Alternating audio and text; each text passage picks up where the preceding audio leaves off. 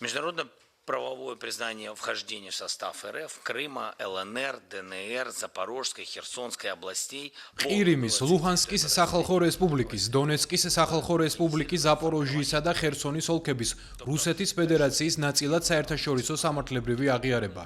უკრაინის შეიარაღებული ძალების ქვედანაყოფების და უკრაინის სხვა სამხედრო ფორმირებების სრულად გაყვანა ამ ტერიტორიებიდან. ესაა რუსეთის მემორანდუმის მთავარი პუნქტი. ის ეწინააღმდეგება გაეროს წესდებას, ეწინააღმდეგება საღაზრს, ეწინააღმდეგება უკრაინის კონსტიტუციას. მათ ეს იციან. ეს ერთდროულად წინაპირობაცაა და უდიდესი ჯილდოს პუტინისთვის ამ ომში.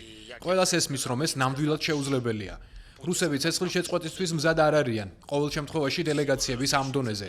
მათ სჯერათ, რომ ეს საკითხი ლიდერებმა უნდა გადაწყვიტონ.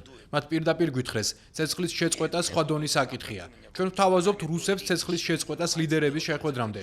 გვჯერა, რომ ჩვენი პარტნიორები მხარს დაგვიჭერენ. ჩვენი პირადი პოზიცია ასეთია.